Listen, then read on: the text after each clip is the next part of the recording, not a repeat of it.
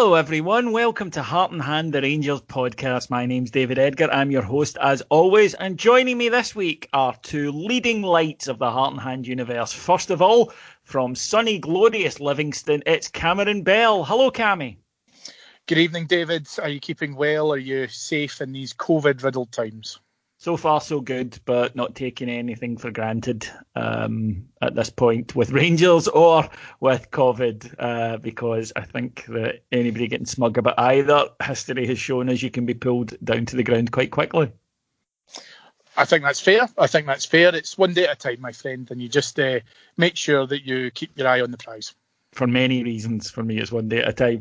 Also joining us, fresh from a big weekend, not just for Rangers, but for Derby County as well. It's the Poet Laureate of the Midlands. It's James Tessier. Hello, Tess. How you doing, buddy? I'm very well, thanks, chaps. How about yourselves? Yeah, not bad. Rangers are doing well. Celtic aren't. It's all gravy. And on that, Cammy, the boys from your neck of the woods, Livingston, came over to Ibrox yesterday.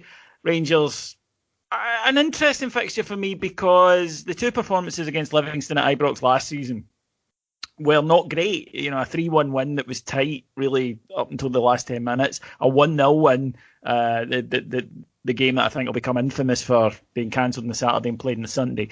And again, it wasn't a great performance. So they know how to defend against us. We saw that. The only team that have kept a clean sheet against Rangers this season, they kept us to 0-0 at Almondvale or whatever they call it this week, earlier in the season. And there was, I think, a little bit in the air among us all as fans as we were talking before it of, you know, this is tricky because we've had such a good week. You know, we've gone to Celtic and just whipped them. We've gone away to Standard Liège and produced an outstanding performance and a goal that's gone round the world from Kemar Roof. It's kind of these fixtures that we've maybe taken our eye off the ball. And then when news, you know, we don't live in a vacuum. When news come through that Celtic had flipped their own script rather than gaining 2 points with a goal in the last minute, they'd lost 2. And, you know, all of that combines just adds a slightly different frisson of pressure onto the team.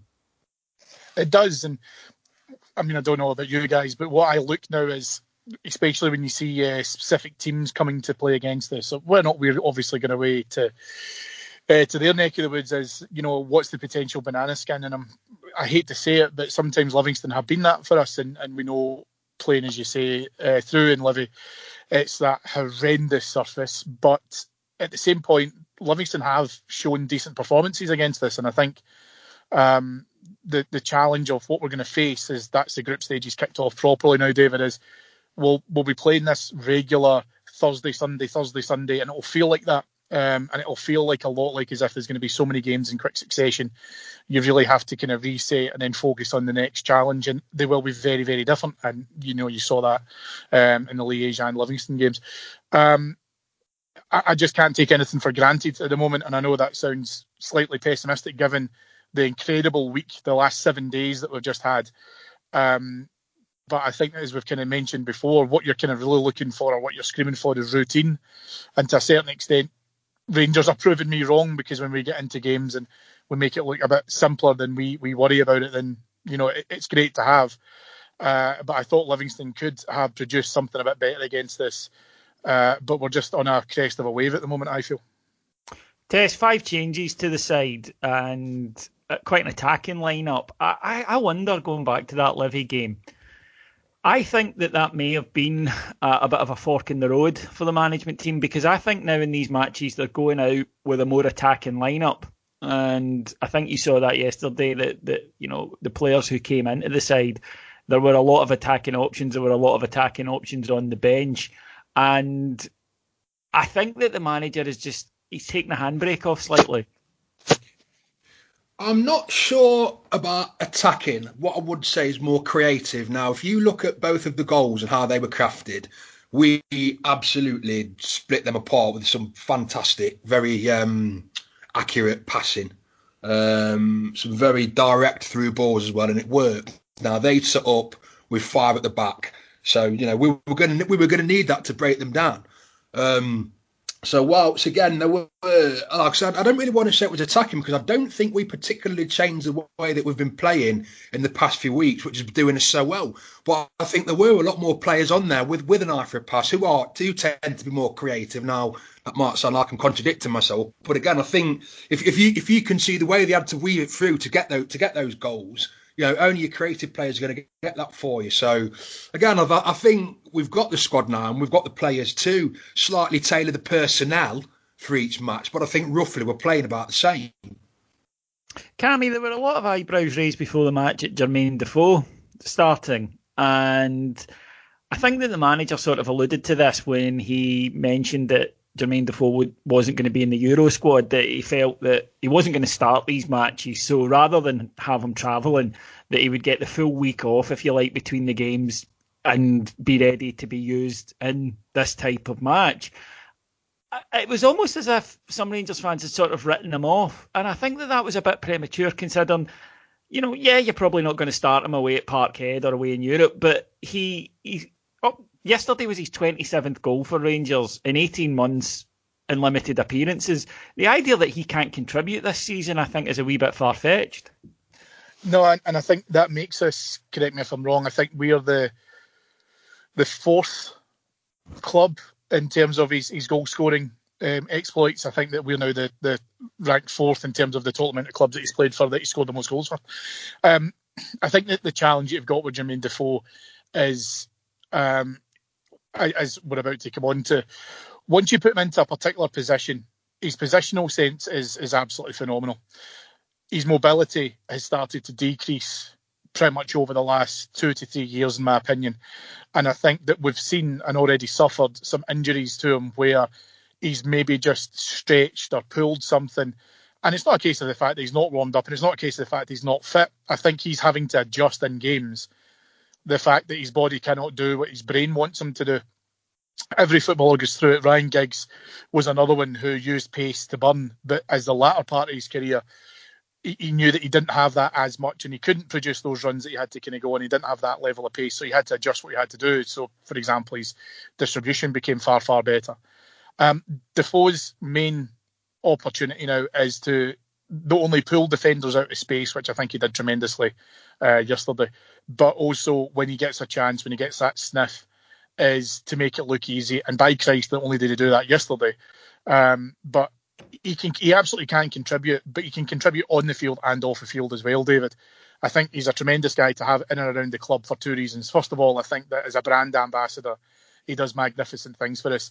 And you're not telling me that there isn't guys around there who, from any offensive position, whether it's attacking mid through to strikers, are not listening and learning from him when he's obviously given them some coaching stuff. So he can contribute. I don't think he can contribute as much as he would like to, but he's going to have opportunities.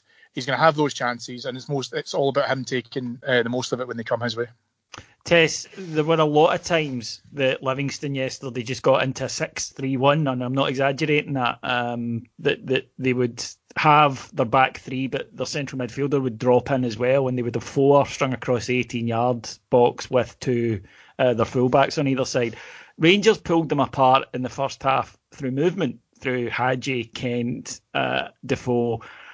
They were runs from Joe Aribo from midfield as well, and that was how we stretched them and created the space that we were able to exploit. Defoe still has that, maybe in shorter bursts, but he still has that ability because his movement is so good. And I think that Jermaine Defoe could be 70 years old, and if you made him a chance, he might not be able to run to it, but if you made him it, he would take it still. He is one of the most natural finishers I have ever seen. I think there are two things that professional footballers never lose. One is finishing ability, obviously for your forwards, and second is a so-called footballing brain. It seems that the older they get, the sharper they get, because those instincts, they realise that they're not as fast as they were, they're not as agile as they were, they can't be in as many places as they used to be. But so they've got to conserve their energy. They've got to only go when they know it's going to pay off and just know where to be. And I think Jermaine Defoe encapsulates that perfectly. I mean, I find it hard to think of him as an old person because he's only 2 months older than me. So if he's old, then I am too by definition. And I certainly don't feel you're it. Old. But in footballing years, he's getting. You remember Britpop? You're old. Well, yeah. Yeah, if you've lived it, mate, you feel old as well. But yeah, like we say, he's really sharp in his head. He just knows where to be. And for a defender, that must be absolutely terrifying because you cannot switch off when Jermaine Defoe is there. Because as he showed yesterday, at one chance, and the technique he was able to apply to get that finish was amazing. And if you're marking him, if you lose him for a second, the ball's in the back of the net. So again, wherever he's going, he's got at least one, usually two defenders, which is creating the space. And then, like we say, behind him, we've got other creative players who are going to see that space and exploit it. And I think, I don't think Jermaine Defoe's age matters at all because he's Jermaine Defoe. One, meaning that he's still got it up in his head. He knows what he's doing. And two, defenders are absolutely terrified of losing him. Yeah, and I totally agree with Cammy. He seems a top-class human being as well. Just a wonderful guy. And it is the old cliche, but it's true. You hope that the youngsters in the dressing room are looking at him, seeing the success he's had, but seeing how he conducts himself and thinking, yeah, okay, that's the example. That's what I need to do. You look at how it's worked for him. The finish was just so sexy because he doesn't even break stride. And it's one of those ones, Cammy, I sort of felt a bit sorry for the goalkeeper because there's nothing you can do about it.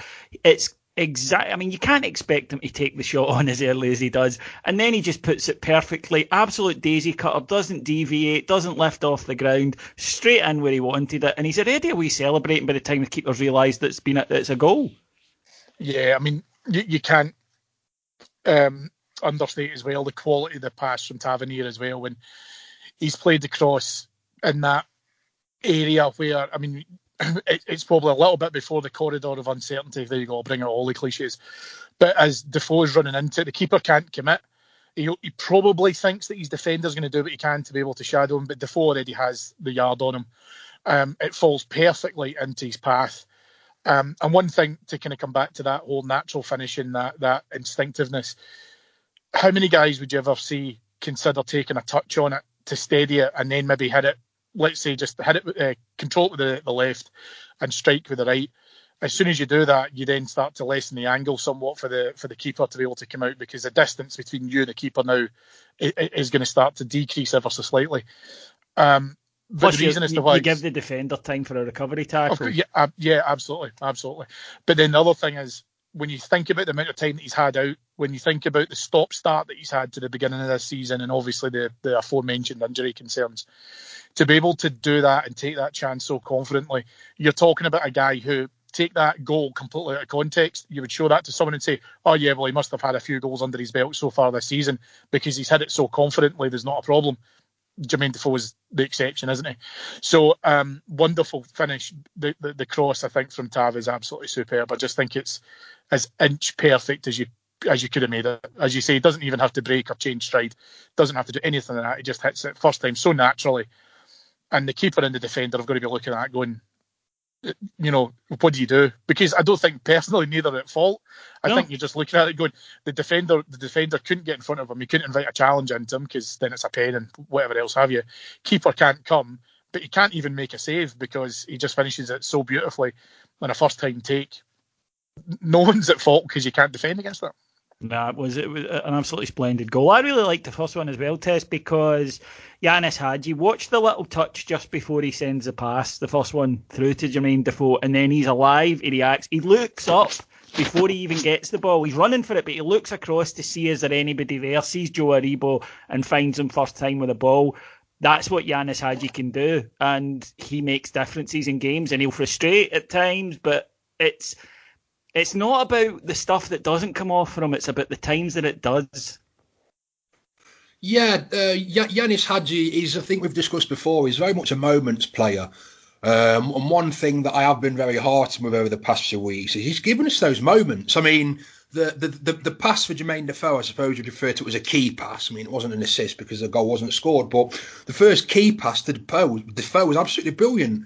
And then, like you say, he's alert enough to see that the ball is still in play, to look up and think, right, I'm going to send it over there to him. If he would have put that ball anywhere else, then Rangers aren't scoring. But he basically put it right on Aribo's boot.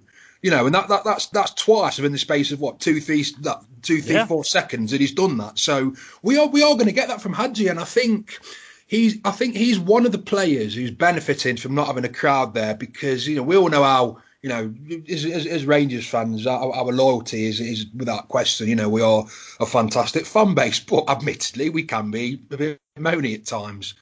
And if players like Hadji are trying those things and they're not coming off, people are going to get in the back. It's just the way it is at Ibrox sometimes. So I think him knowing that he can try these things and he's not going to have any kind of comeback, I think it is allowing him to express himself a little bit more. And I think that if he keeps abiding us with these moments, his confidence is going to improve. It's making him a better player anyway. I mean, like we've just said, the first ball he put through for Defoe was fantastic, but then he's got the presence of mind to see this second chance as well. And I'm not sure that 6 months of a year ago he's doing that. So you can see him developing as a footballer. So yeah, just long may it continue, mate. Cammy, 3 clean sheets, and Rangers appear to be one of the few teams in Europe that have remembered after lockdown that defending can be quite a useful part of the game as well. But one of the things that I've been pleased about is the fact that the personnel has changed a little bit, but the structure and the defensive solidity hasn't. We've had, Calvin Bassey's come in and he's played really well, but he's come in. Philip Helander dropped out for the Euro match and came Liam Balogun. That, I think, is excellent, because you don't really want a situation where you've got guys playing 70 matches because the drop in quality to the next step down is so bad, or so big, rather. And secondly, defenders will pick up suspensions, etc. It's unlikely you're going to get a full season at them where they play every game. No, and I think that we've mentioned a couple of times before, David, on kind of various shows, that we've mentioned how the squad has really stepped up to this. Arfield deservedly got a rest from the starting 11 yesterday, because he's come in and he's been absolutely magnificent for us. That's not a new player. That's not a new signing. It's not someone who's come in, with no disrespect to Arfield, but it's not someone that you're talking about coming in with a higher level of quality and therefore it's raising it. He's worked to be able to step up his game to be able to do that. There's a certain, I think, awareness of how the team are trying to play, how positionally we're trying to play, so that if you have to swap over the individual berths, so left back is a good example of obviously Borna taking a bit of a knock and then Calvin Bassey starting for him yesterday. There isn't a huge change. It's not like that player then has to take a serious amount of time being able to understand what the team are trying to do and where he in particular has to be able to defend, penetrate, position, etc. I think it's been absolutely tremendous, and I cannot praise enough how well the squad have done. Not just our first 11 in terms of what you and I might pick as our standard first 11, how we get out there, because there's quite a few spots now, as far as I'm concerned, are up for grabs, because those players who have come in the periphery have stepped in to be able to try and help out, and now they're really staking a claim for it. The competition in the squad is fantastic, and I'll be honest with you, my heart does go out to Gerrard and his management team a bit in terms of, who deserves to play, who deserves a rest, who deserves to go through that. When we come into, as you mentioned, injuries and suspensions, just natural part of the course of the season. But right now, I'm very, very comfortable that if we were to take a setback, that we've got players who can come in to do it. And we've not even seen Bogani Zungu yet either. So, again, there's still more to come. I think that's a key thing for me, Tess, because, it's understandable that we will always be judged against our rivals. That's only one team in Scotland. So recruitment, I think it's already clear that Celtic have made some big errors and Rangers seem to have got it pretty much. I mean, there'll be one or two that don't work out, always happens, but there's very few, in fact, there's none of the recent signings at Rangers that give me the fear. And I don't believe that any Celtic fan could hand on heart say that about theirs. What I can liken our recruitment and our general tactics to, it'd be like a game of Football Manager, in that there are certain characteristics and assets that we're looking for, because when that team lines up, it's going to be, you play here, this is what you do, this is your job. And every single one of those 11 places in that starting 11, every single person knows what their job is.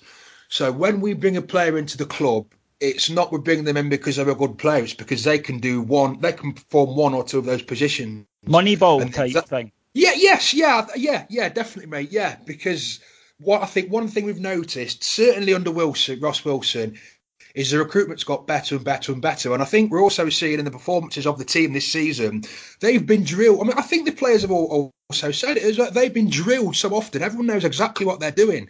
So when we bring a player in, it's not because he sent a few sycophantic tweets that our fans might like a couple of years ago, or it's not because there's a name or an agent punting to us. We're bringing a player in because we can see exactly how he can slot into our system seamlessly. And I think we did make 5 changes to the team yesterday, but not one of those was out of place. I mean, everybody, rightly so, has been raving about Calvin Bassey coming in. A lot of people had said that he was, a bit more of a defensive fullback. But then I was watching the coverage on Sports here last night, which is quite rare for me, and they were pointing out his attacking attributes. So basically, he slotted exactly into the Barisic role. Okay, he doesn't do it as well because, let's be honest, he isn't as good a defensive player as Barisic yet. But he slotted exactly into that role because the coaches and the scouts have scouted him, know he can do it, so that's why we bought him. So it's heartening to know that we are buying players for positions and not because of who the actual player is. Cammy, is this maybe a cultural thing? Because as Tess alluded to there, I was told yesterday, I didn't hear it obviously, but I was told that Billy Dodds on the BBC radio show and then put on their website was saying Rangers have made those changes because they think they can get away with it against Livingston. Is it just simply the idea of rotation hasn't really permeated the kind of traditional views of Scottish football that if a player isn't playing, he was dropped? Somebody said that to me on Thursday night. Say, I feel for Helander being dropped. I was like, he's not being dropped, mate. It's, they need to manage him carefully. He was injured a couple of weeks ago. Is it just that rotation hasn't quite caught on as an idea in the Scottish mainstream yet?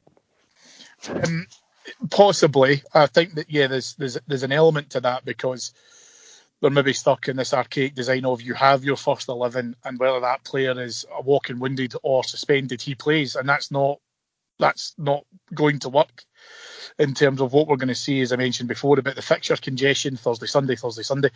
There's also a point to this as well where, and again, I'm not using an excuse because I don't think it is an excuse, but you've also got to look at it from a perspective of you have to look at the shit surfaces that we're going to have to play in. We're going to be playing in some pretty torrid conditions kind of coming up.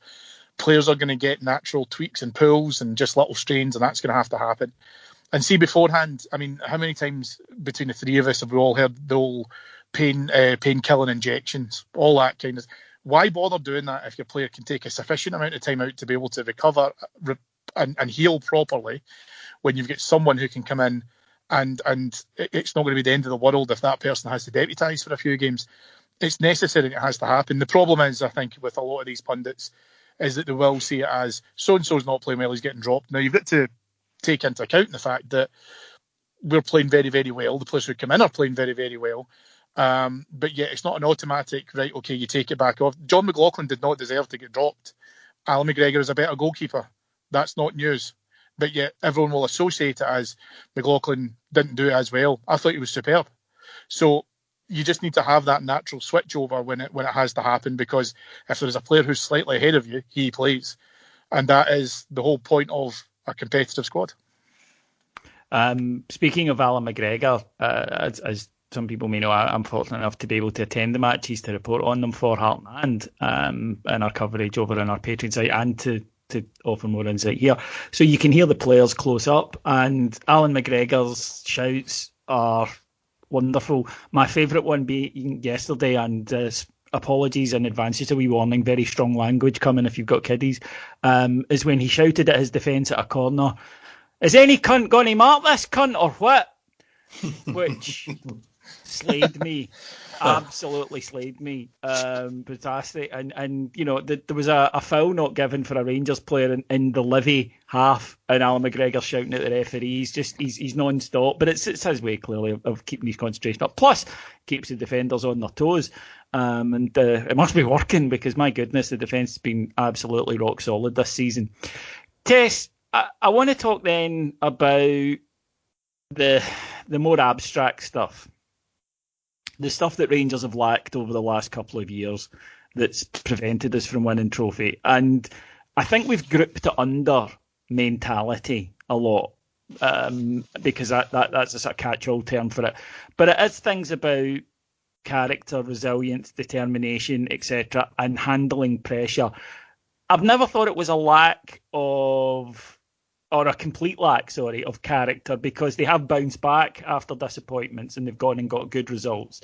So they have that ability. But it's about learning to handle it in the first place so that the pressure doesn't overcome you. And I sense that this team are better at it.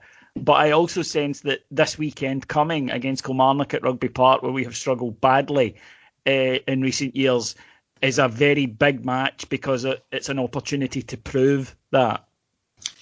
If we go to Rugby Park on Sunday and every player performs the tasks that they've been set to do, so obviously we're getting it drilled all week, that involves a lot of repetition.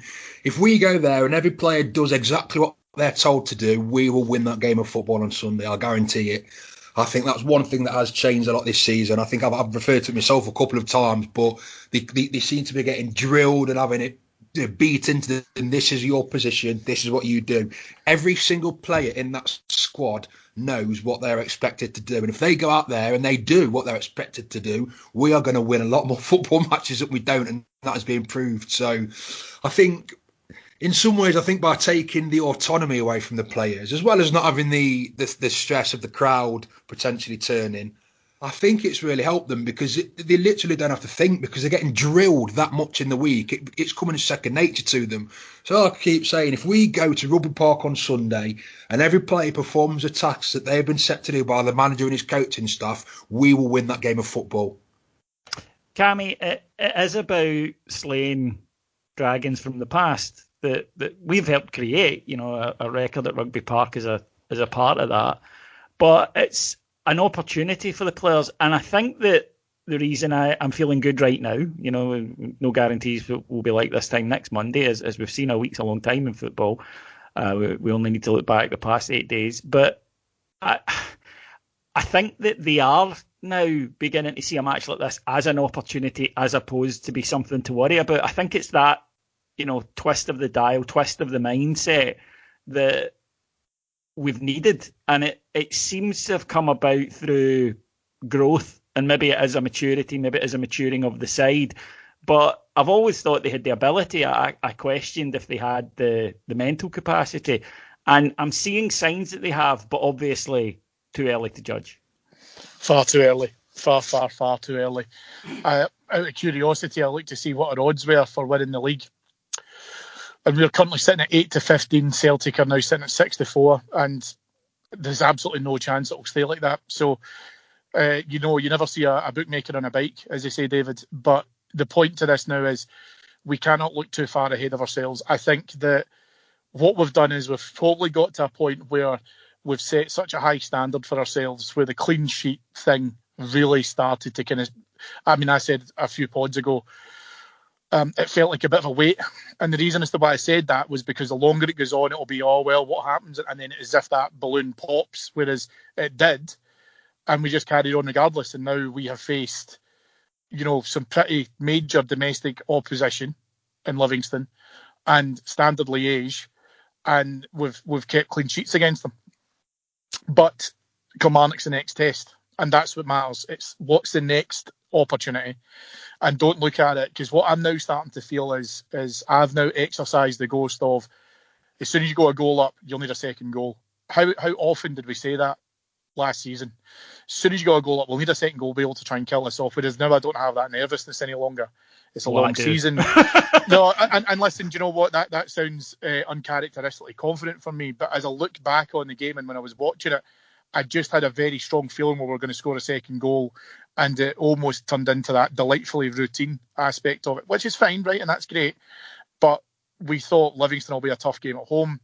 We were obviously buoyed by the result that, you know, had happened up in Aberdeen. But at the same stage, that's where people can turn around and go, well, now you've got an opportunity and don't fuck up. Whereas I didn't think for a minute we were going to do that.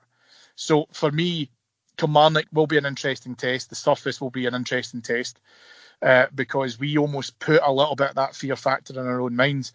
But this is what I said to you, we're riding the crest of a wave. Hopefully, we get a result against Poznan on Thursday, and that will continue that emphasis. But I've also got enough belief in the character of this squad that in a worst-case scenario, that if we fail to win against Poznan, that we just simply reset and then we go again against Kilmarnock again on Sunday. Tess, Cammy has a good point there. I am guilty of looking beyond the next match, which is not something I would expect from the team and from the management team. But I suppose as just a fan, I'm allowed to do it. But we do have Lech Poznan on Thursday. Europe, probably not the priority for most of the fans, but how much did all of us enjoy the victory over Standard Liège? And a point to remember is that these matches, if you win, you get £500,000 for 3 points. £500,000. I mean, these games are extraordinarily rich in terms of what they mean to the club. I think the European matches are huge, mate. I mean, financially, it's a big deal because if we get 3 points, we've got £500,000, which is a lot of money in Scotland. You know what I mean? Secondly, it's a prestige thing with Glasgow Rangers. You know what I mean? We should be in the group stage. We should be in the latter stage of the European competition. That's the very minimum that a club of our history and stature should be expecting. So, you know, a lot of people saying, "Oh, I'd take us getting papped out in the qualifiers if it means we win the league." No, mate. The group stage is the very minimum that a team like Rangers should be expecting.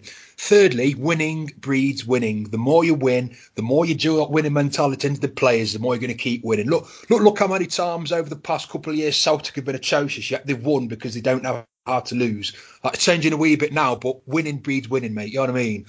Fourthly, again, it's that thing about repetition. The players will get sent out against Lech Poznan. You do this, you do this, you do this. The more they keep doing that, especially in match day situations, the better they're going to get at it. So, personally, I'm going to jump the gun a bit. I'm expecting another routine 2-0 victory because every player's going to go out there, know what they've got to do it, and we'll win.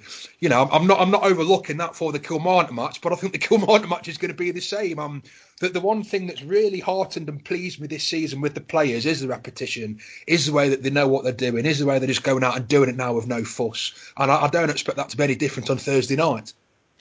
David, as Tess was talking there, and we're obviously looking at how much £500,000 is, I was doing some quick sums and I've just realised that £500,000 is 25% of Shane Duffy's loan cost, or will cover his wages for the next 10 weeks. Oh yeah, when you put it that way. Donate it, keep him there a bit longer. Yeah, absolutely. A strangely bizarre signing by Celtic, but they have to play him because they're lumped with him now. And yeah, I mean, I've spoken before about I see echoes of us during our 10-0 season when we went out and signed players to add to an already successful team. You would have thought it should have made us a lot better. It didn't. It made us a lot worse. We had a bloated squad and they weren't hungry enough. And until they prove opposite, then that's an accusation that will be thrown at them. But fingers crossed anyway with regards to that.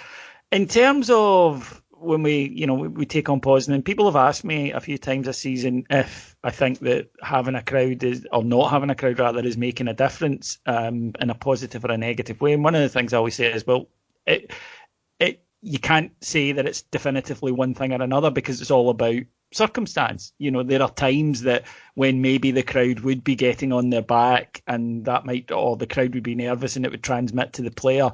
Well, that isn't happening. But then there are times, and I strongly suspect Thursday night will be one, where the crowd Euro night at Ibrox under the lights would be bang up for it and help it raise our players to another level, Cammy. Well, yeah, that's it. Of course it is. I mean, we've had some magnificent European nights under Gerrard as well. I mean, you think back to, even the Legia game. I mean, I was in the club deck for that game, and it was one of those brilliant games in the celebrations where you could actually feel the club deck moving. Everyone was going Tonto squared. Yeah, that's the thing, right? Of course it is. We all want to get back to games. We all want to be able to get back in and cheer the team on. There has been a lot made around, would the crowd be getting on top of them if, not every chance went in and all. I understand all that as well, but, we can break out the old cliche handbook as well, David, but I do believe that on a European night under the lights, the crowd are almost like a 12th man being able to get the team moving. What I'm kind of conscious of, as we've mentioned before, and again coming back to the fixture congestion, is that sometimes the energy levels might struggle, and you understand that. And we're used to playing a domestic game where we know that the teams will camp in against us. when you look back at some of the games we've had, Feyenoord, Porto, Braga, these teams are quick, they're athletic. It does take it out of you. You have to cover a lot of the park. You have to do a lot of running. So even when the team started to flag, with 20 or 30 minutes to go, I always felt the crowd could give them a bit of zip and a bit of buzz and been able to try and do that. I think about the young boys equaliser, which obviously saw us move into the latter stages. And I also think that there's that reassurance from the crowd that, don't worry about it, it won't, we'll see it out. And there's that kind of battle fever, siege mentality of let's keep it together and we'll do that. It's a nightmare for us not to be able to get that, of course not. But I think the players have shown that they can overcome that, and I think that I'm not saying that they're getting used to playing in front of empty stadiums. Ask any player, of course they'll want to have the crowds there. But European nights, I think, is really when we feel it. Tess, it has been one of the bizarre hallmarks of this side that I'm far more confident about playing Lech Poznan than I am about playing Kilmarnock, which, under logical circumstances shouldn't be the case. I mean, don't get me wrong, I do think we'll beat Kelly, but I think it might be a tougher match, and it shouldn't be that way. I think Gerrard's style of play has been more suited to European football over the past 2 years. And I think that's been bore out by the results that we, especially certainly that first season, we were getting results we had no right to be getting, but the way you set out his team seemed to be very well suited for European football. This season, we've been successful in Europe as well. The difference is we seem to have transferred that form over to the domestic game as well. I mean, I'm going to keep repeating my point about repetition and drilling, but that's what they're doing, and we're getting the results from it. But am I more confident about Thursday than Kilmarnock? Probably about the same, to be honest. But Lech Poznan are not going to want to come to Ibrox and play Rangers with or without a crowd. They can see that we're doing very well at the top of our league. They can see that we've qualified with what I'd say considerable ease for the group stages. They can see that under Steven Gerrard we've got a genuine European pedigree again. So I'm not going to turn around and say that we've already beat them before they step over that white line because it's psychological, but it is going to be a huge factor. Cammy, are we benefiting from this big match at the moment because the focus does appear to be staying? For sure, I think we really are. I think, as we've said before, Europe's a different kettle of fish because the teams, it's far more an expansive game. We're going to get the opportunity in the pockets to be able to try and do all that. I think there's an element to that where the players really enjoy that because, let's face it, it's going to feel pretty mind-numbing knowing that every Saturday or Sunday you're going to end up playing against a team that, by and large, is just going to hem themselves in, and it's going to be a case of come at us to be able to do it. It won't feel like games of football. Whereas in Europe, it's going to be far different. But I've said before, David, we're a European team. We've got a standard now within Europe that we can expect. The teams that we've put to the sword, there's plenty of big caliber names in there. And then getting a result against Liège for the first time in 6 years that they've been beaten at home in a European game, these things are not an accident. I'm getting sick of this element that we looked a little bit like as if we didn't really belong there. Whereas now, not only do we belong there, this is bread and butter for us. So I think we certainly kind of overreached a little bit in terms of our expectation levels, and maybe the standard had to kind of come and follow that. But now it's here, and now we've got that. So I think players will really enjoy it. I think that one dovetails the other. But again, this is what we mentioned before. The real test of the team when we had that setback in the League Cup final last season was a huge game for us. That was absolutely massive. Then we go back to Parkhead and we beat them. So you've shown that you can do it. So you've shown that you've got the character to recover. But again, like you say, Tess hit the point perfectly.